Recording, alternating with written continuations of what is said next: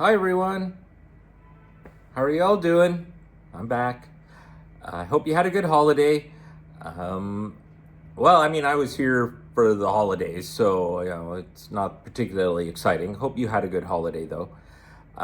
This video is about a trip I took at the end of November. Sorry that it took a bit of time to get this video going.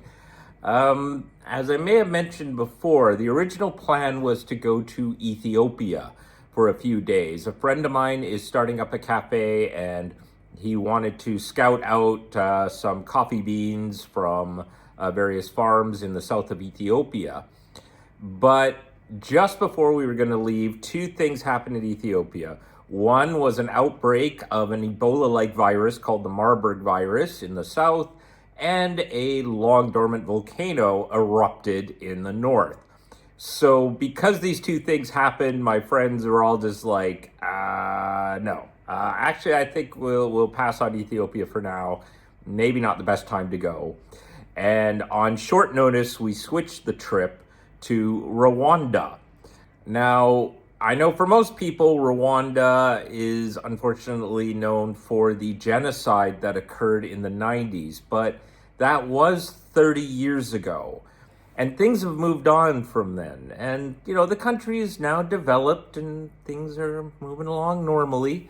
One of the things that struck me, and you find out right away when you land, is that the country has banned single-use plastic.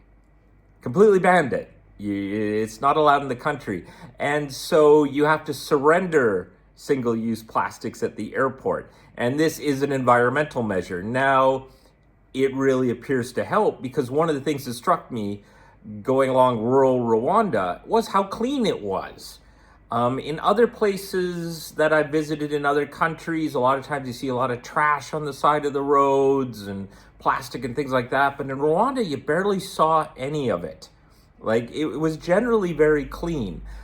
We had a guide. He had told me that also communities tend to do once a week, on the weekend, people from the community all get together and improve things, whether cleaning stuff or fixing roads or fixing walls or whatever.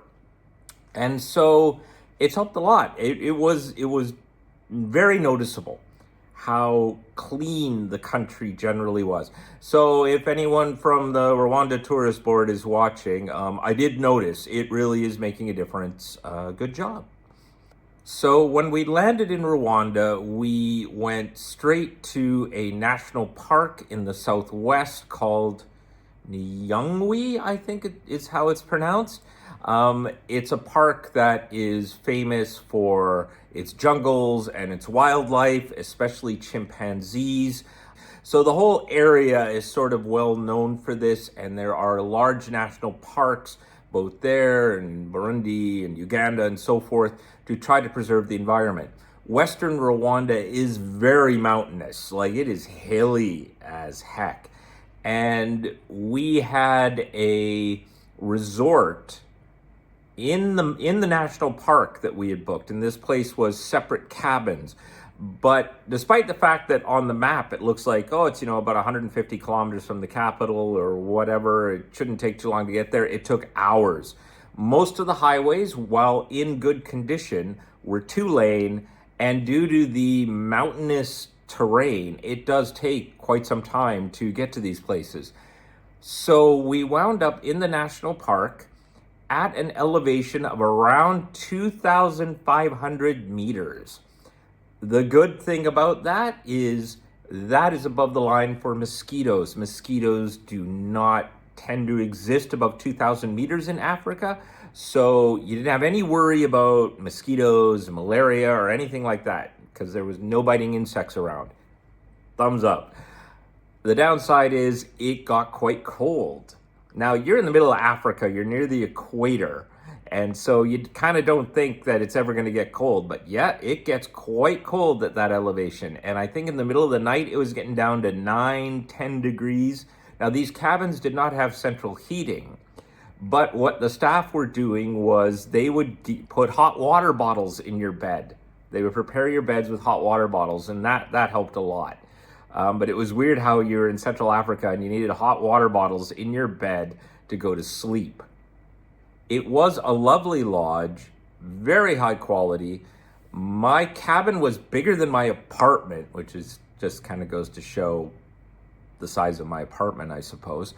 But we spent 2 nights there and basically would go out into the jungle.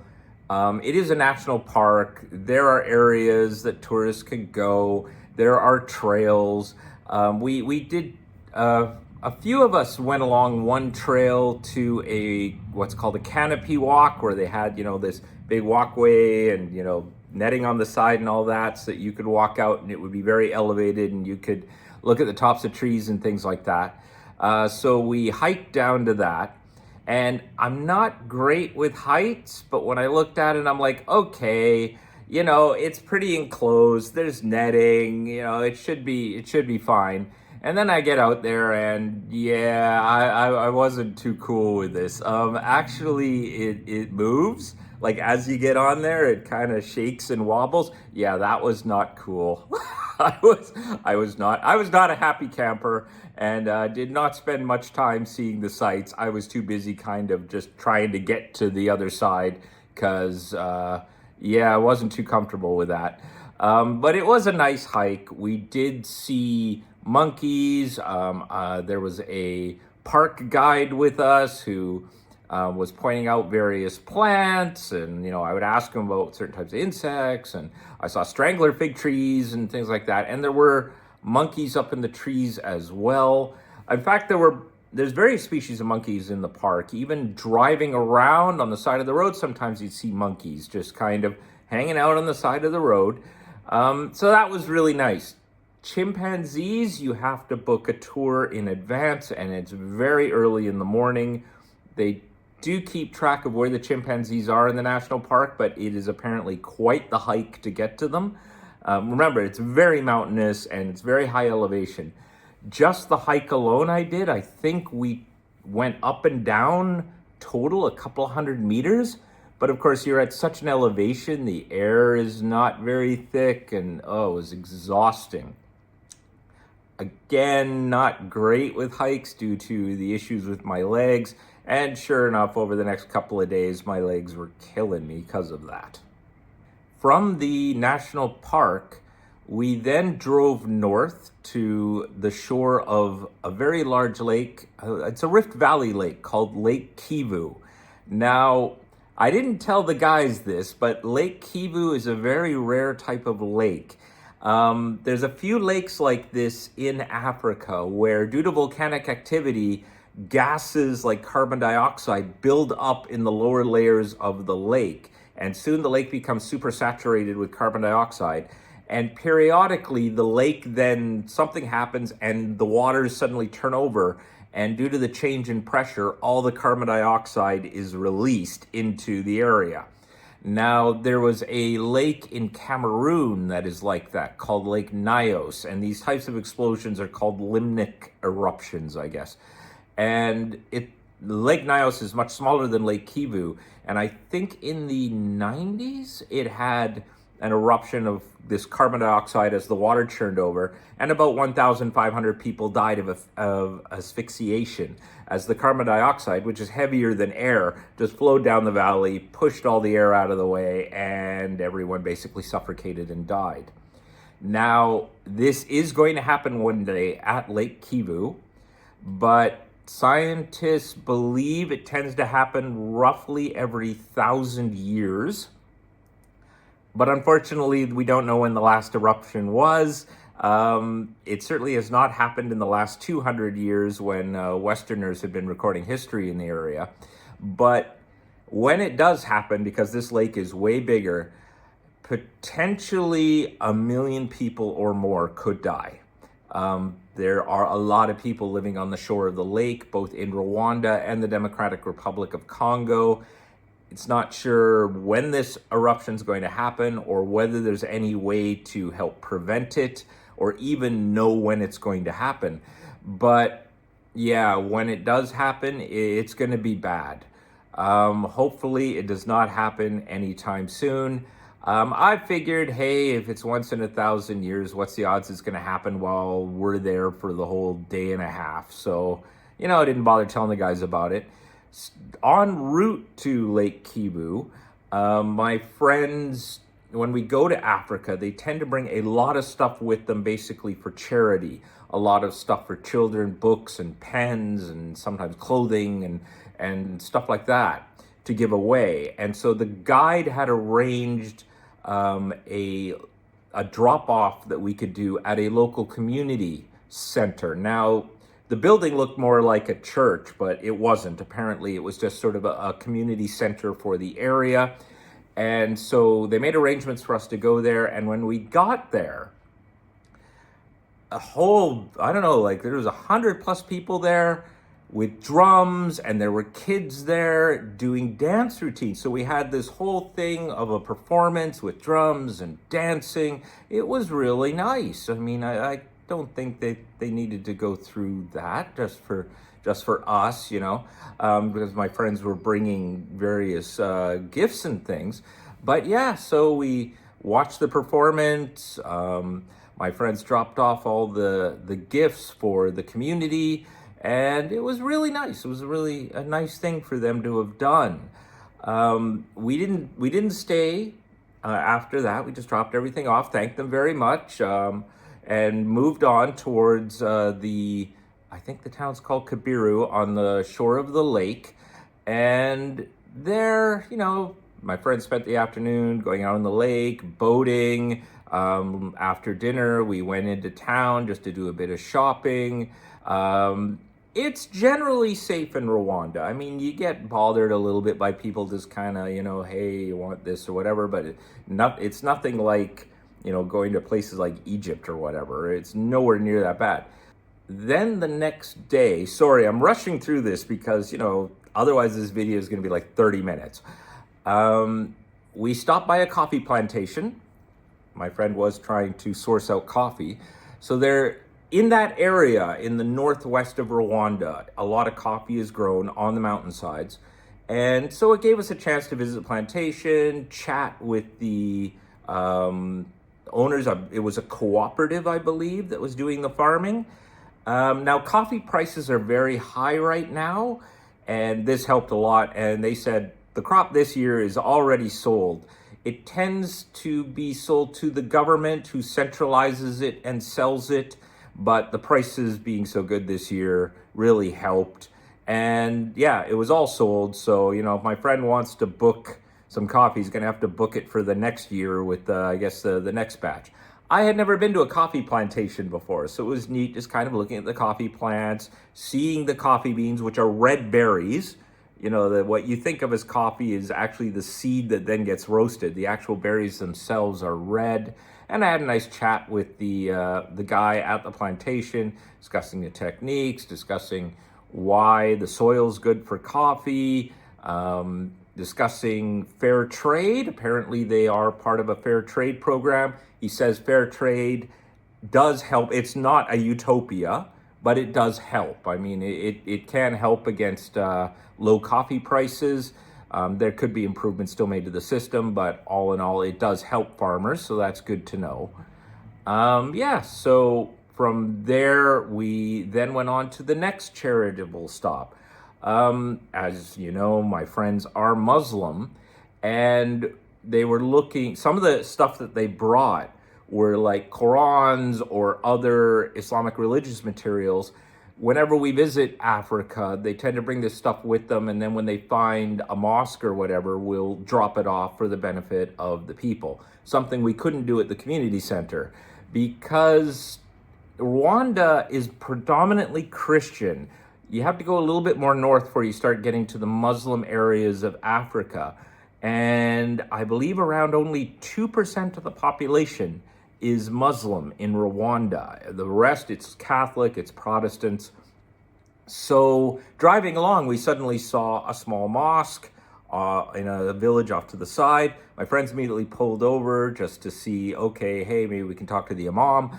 The imam wasn't there, but someone went to go get him. The imam came by in about 5 minutes or so, because everyone was kind of like, what the Arab, suddenly some Arab guys have just pulled up in a safari car to say hi to the imam.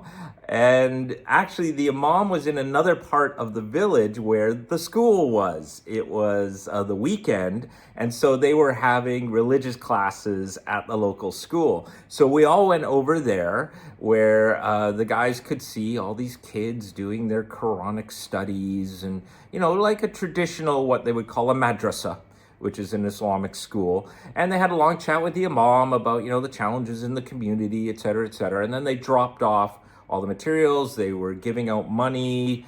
They gave the imam a bunch of money to hand out to various people in need. The imam later sent a video to my friends of him handing out the money to various people. I guess, just so my friends knew that, yes, he did hand the money out. He didn't just keep it, I suppose. But that was quite, an experience. Like literally just out of the blue, we went, there's a mosque, quick, let's pull over. And got to kind of meet this community. So we were there probably about 40 minutes before continuing on and heading all the way back to the airport. We were only in Rwanda 3 nights. That was all the time that we had, unfortunately. So with that, we literally went National Park, shore of Lake Kivu, and back to Kigali, the capital. We never stayed in Kigali. It was literally, we land and we're off, and then we went back straight to the airport. Apparently Kigali's also a nice city. It unfortunately meant we didn't have time to go to things like the Genocide Museum or to see some of the development in Rwanda. Rwanda actually has very close relationships with Qatar, so I don't even think the guys needed a visa to enter the country. So Qatar has helped a lot with economic development in the country, for which I believe the Rwandan government has been very grateful. And they're now looking at developing the airport further and making it almost a small semi-hub for Qatar Airways and Rwanda Air. So people wanting to go to various African destinations will fly to Doha, from Doha fly to Kigali, and then from Kigali take smaller regional planes to get to where they want to go. So in the end, we had a very good time. Rwanda was actually a very nice country. I would say it exceeded my expectations in terms of its level of development and its cleanliness. The people were generally very friendly. You never sort of got a sense that you were in any danger or anything. The government is really trying hard to build up the tourism infrastructure through ecotourism, making sure that the roads that get out to the national parks are in good shape, which they were, emphasizing to everyone in the country to try to keep things clean, try to keep things inviting for tourists, because tourism revenue is a significant amount of money for the country. And if it further develops and continues to create jobs and economic opportunities for Rwandans, they will then continue with these measures to help the environment and keep things clean. So I suppose, to do your part, the best thing to do would be to go visit. There's apparently some lovely places out in the eastern part of the country as well. There's also a volcano national park up north, but unfortunately we just didn't have time to see it.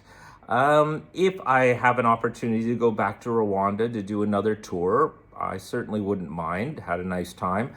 Maybe out east is more the safari type things where you can see like wild animals, like, lions and stuff.